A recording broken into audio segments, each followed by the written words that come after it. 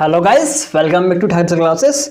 तो my dear friend, आप सबको पता होना चाहिए कि कल अपना जो 8 दिसंबर को अपना जो MPTO का है ऑफिशियल वेबसाइट पे उसके साथ ही उन्होंने एग्जाम डेट एंड सिटी जारी कर दिया। सभी को पता होगा और कल मैं ऑलरेडी इसका एक वीडियो बना के डाल चुका हूँ।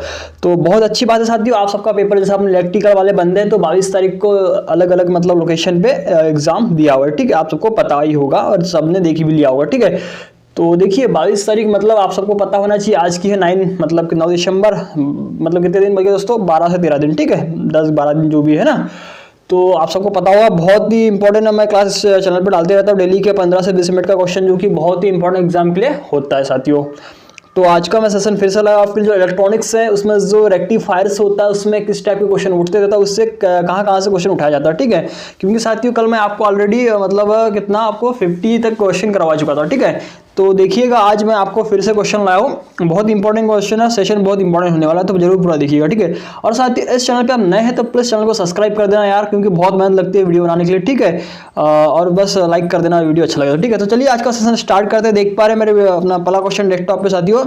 पहला क्वेश्चन क्या बोलना चाह रहा माय डियर फ्रेंड, क्वेश्चन अपना देखिए कि अर्धचालक जो सेमीकंडक्टर होता है ना, वे परमाणु परस्पर बंद होते, बंद मतलब उनके बंद कौन सा होता है, कौन सा बंद होता है सेमीकंडक्टर के बीच में, कौन सा बंद होता है? जैसे कि आपको पता होना चाहिए कि जो अपना कंडक्टर होता है, एक इंसुलेटर होता है और एक सेमीकंडक्टर होता है, तो इन तीनों में क्या होते हैं? बंद होते हैं। तो वह कौन सा बंद होता है सेमीकंडक्टर के अंदर? तो उसको बोलते साथियों कोवैलेंट बॉन्ड बोलते हैं। इसको बोलते हैं कोवैलेंट बॉन्ड बोला जाता है, आप सबको पता होना चाहिए। तो माय डियर फ्रेंड, यहाँ पे उसने हिंदी में क्या लिखा है देख पा रहे हैं आप, इसको बोलते हैं सहसंयोजी बॉन्ड बोला जाता है। सहसंयोजी बंध के द्वारा जो सेमीकंडक्टर होते हैं, जैसे कि सिलिकॉन, जर्मेनियम, ये क्या होता है? बंधे हुए होते हैं। ठीक है, आगे देखिए इसमें एक ऑप्शन ये भी दिया आयनिक बंध। तो यह किसमें होता है माय डियर फ्रेंड? जो इंसुलेटर्स होते हैं, जो कुचालक मटेरियल होता है ना, उसमें क्या होता है? आयनिक बंध होता है। ठीक है, तथा इसमें देखिए आपको एक और दिख रहा हुआ धात्विक मतलब कि मेटालिक बॉन्ड जो होता है, जो अपना इंसुलेटर अपने जो कंडक्टर होते हैं, चालक जो होता है ना, उसमें क्या होता है? धात्विक बॉन्ड होता है। तो माय डियर फ्रेंड ये क्वेश्चन आपको क्लियर हो गया होगा। ठीक है, आगे देखिएगा नेक्स्ट क्वेश्चन क्या बोलना चाह रहा है। बहुत ही इंपॉर्टेंट क्वेश्चन लाया साथियों, और एग्जाम में आते हैं क्वेश्चन, आपको पता होगा। ठीक है,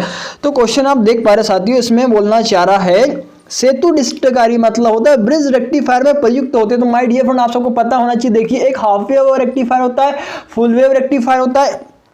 ठीक है, आपको पता होना चाहिए। हाफ वेव होता है, एक होता है फुल वेव और एक होता है ब्रिज रेक्टिफायर। तो माय डियर फ्रेंड इनमें पूछा जाता है कि कितने कितने डायोड्स होते हैं। तो हाफ वेव में एक होता है, फुल वेव में 2 होते हैं, तो ब्रिज रेक्टिफायर में कितने होते हैं? 4 डायोडों की संख्या होती है। तो ठीक है, आप सबको पता होगा, एग्जाम की दृष्टि से मोस्ट इंपॉर्टेंट क्वेश्चन, इसका आंसर आ जाएगा 4 डायोड। ठीक है, आगे देखिए नेक्स्ट क्वेश्चन बोलना चाह रहा है, अपना क्वेश्चन है साथियों 53। ठीक है, क्या बोलना चाह रहा है? रेक्टिफायर कितने प्रकार के होते हैं, टाइप्स ऑफ रेक्टिफायर। तो माय डियर फ्रेंड यह मैं इसके लिए आपके लिए देखिए इसका जो रेक्टिफायर से रिलेटेड जो क्वेश्चन एग्जाम में आते हैं ना, वो भी इसमें लगा देता हूं और आपको कितने प्रकार के होते हैं वो भी बता देता हूं। तो देखिए half wave, full wave, bridge rectifier and single phase and 3 face, यह कितने प्रकार के हो गए साथियों? मतलब यह हो गया अपना 5 प्रकार के हो जाएंगे। ठीक है, तो इसका जो आंसर कितना आ जाएगा? 5 प्रकार के। तो क्वेश्चन आपको क्लियर हो गया होगा। जैसे कि आप इसमें फोटो भी देख पा रहे हैं, मैं उसका जो टाइप्स होता है कैसे उसको डिफाइन करता है यहाँ पे वो भी लगा देता हूं। ठीक है, तो ठीक है साथियों, आगे देखिए क्वेश्चन बोलना चाह रहा है 54। क्या बोलना चाह रहा है? रोटरी कन्वर्टर का पावर फैक्टर कैसा होता है? मतलब जो रोटरी कन्वर्टर होता है ना, आप सबको पता होता है रोटरी कन्वर्टर से हम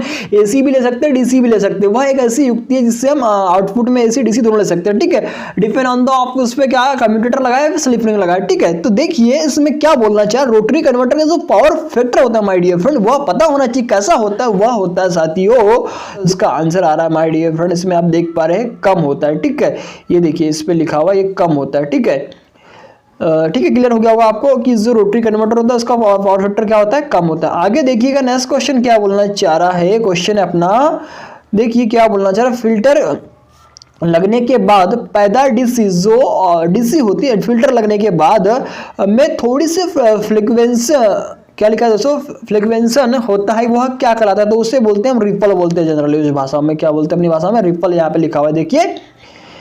ठीक है, तो इसका आंसर जो 55 इसमें क्या आ रहा है माय डियर फ्रेंड? 4 इसका आंसर आ रहा है। ठीक है, आगे देखिएगा नेक्स्ट क्वेश्चन क्या बोलना चाह रहा है, फिल्टर कितने प्रकार के होते हैं?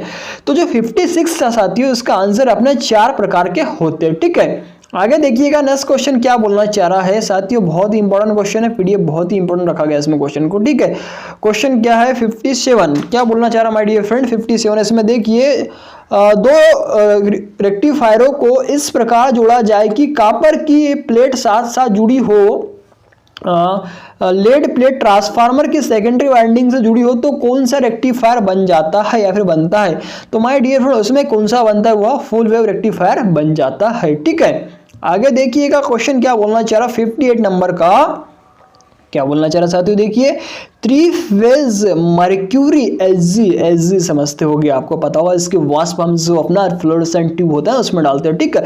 एसजी 3 फेज मर्क्यूरी आर्क क्या बोलना चाह रहा है, 3 फेज मर्क्यूरी आर्क रेक्टिफायर का पावर फैक्टर कैसा होता है, कितना होता है पूछना चाह रहा है, ठीक है। तो my dear friend direct question उठ के आता है, इस टाइप के जो क्वेश्चन रहते हैं तो आपको इनको याद ही रखना डायरेक्ट कितना होता है माय डियर फ्रेंड। इसमें देखिए इसका आंसर आ रहा है तीसरे नंबर का क्या है 0.86 लेगिंग होता है, ठीक है।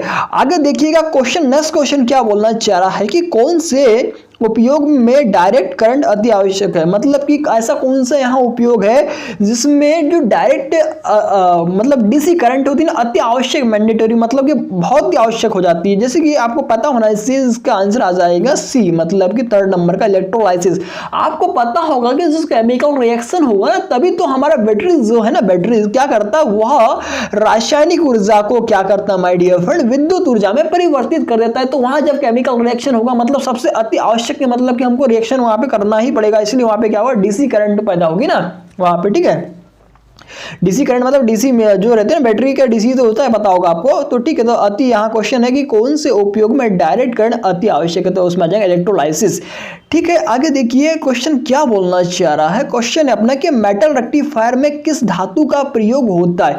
तो देखिए मेटल रेक्टिफायर में देखिए मैं इसका क्वेश्चन यहाँ लगा देता हूँ। जो मेटल रेक्टिफायर होते हैं कितने प्रकार के होते हैं साथियों, 2 प्रकार के होते हैं, एक होता है कॉपर मेटल रेक्टिफायर और एक होता है सेलेनियम, ये जो होता है याद रखिएगा सेलेनियम, यहाँ पे लिखा हो देखिए सेलेनियम रेक्टिफायर।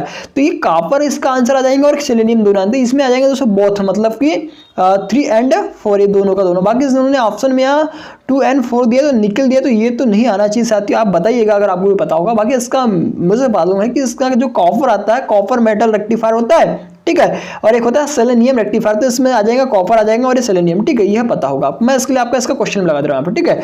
आगे देखिएगा नेक्स्ट क्वेश्चन क्या बोलना चाह रहा है कि मरकरी आर्क रेक्टिफायर की अपेक्षा मेटल रेक्टिफायर किस पर कार्य कर सकता है। तो बताइए साथियों वह क्या आएगा, इसका आंसर आप सबको पता होना चाहिए, बहुत ही इंपॉर्टेंट क्वेश्चन है। तो जो 64 का आंसर है साथियों इसका आ रहा है कम तापमान पर कार्य कर सकता है मरकरी आर्क की अपेक्षा, ठीक है। आगे देखिएगा क्वेश्चन क्या बोलना चाह रहा है 62वां, बहुत इंपॉर्टेंट क्वेश्चन है कि एक glass bulb mercury arc rectifier की औसत आयु होती है। तो my dear friend direct question पूछा जाता है ऐसा कि जो एक glass bulb mercury arc rectifier की औसत आयु कितनी होती है, तो साथियों कितनी होती है बताइएगा जरा, आपको पता होगा तो कमेंट में। तो ठीक है इसका आंसर आ रहा है जैसे कि आप यहाँ पे देख पा रहे हैं, इसका आंसर है 10,000 से 15,000 घंटे या फिर हॉवर्स बोला जा सकता है, ठीक है। आगे देखिएगा क्वेश्चन है अपना कि ये एक 600 वोल्ट अधिक आउटपुट रेक्टिफायर की एफिशिएंसी होगी, मतलब कि जो 600 वोल्ट से अधिक आउटपुट हमें रेक्टिफायर दे रहा है तो उसकी दक्षता कितनी होगी। तो साथियों उसकी जो दक्षता है 95% हो जाएगी, जैसे कि आप यहाँ पे तीसरा ऑप्शन यहाँ पे देख पा रहे, ठीक है। आगे देखिएगा क्वेश्चन क्या बोलना चाह रहा है, बहुत इंपॉर्टेंट क्वेश्चन कि कैपेसिटर इनपुट फिल्टर को यह भी कहते हैं, मतलब जो कैपेसिटर इनपुट फिल्टर होता है ना उसको क्या बोलते हैं तो बताइएगा। तो उसे बोलते हैं माय डियर फ्रेंड क्या बोलते हैं आप सबको पता होना चाहिए। तो इसका आंसर पीआई फिल्टर बोला जाता है, ठीक है।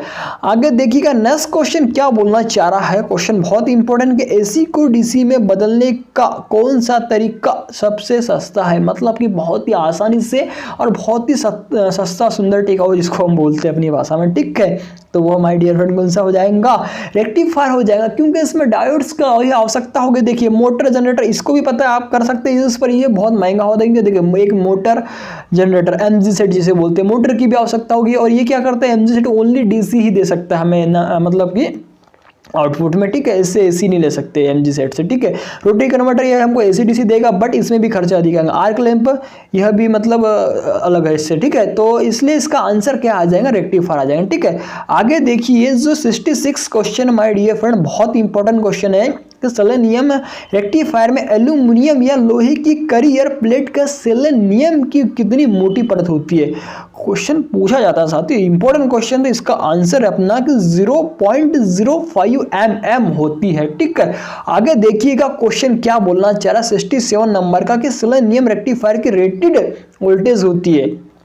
तो साथियों पता होना चाहिए आपको, जो 67 नंबर है ना उसका आंसर आ रहा है अपना सी। देखिए इसमें आ जाएगा तीसरे नंबर का। तो जो सेलेनियम रेक्टिफायर की रेटेड वोल्टेज होती है 6 वोल्ट होती है, ठीक है। आगे देखिएगा 68 क्वेश्चन क्या बोलना चाह रहा है, कैथोड के मुख्य कितने प्रकार होते हैं, कैथोड के मुख्य कितने प्रकार होते हैं।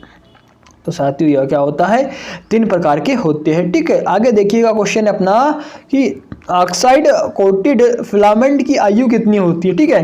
तो जो 69 है साथियों उसका आंसर आ रहा है अपना 4 नंबर का, मतलब कि 10,000 से 50,000 घंटे, ठीक है। आगे देखिएगा क्वेश्चन क्या बोलना चाह रहा है 70 नंबर का, सेमीकंडक्टर कितने प्रकार के होते हैं। तो यह आपको पता होना चाहिए साथियों, कितने प्रकार के होते हैं, यह 2 प्रकार के होते हैं, ठीक है।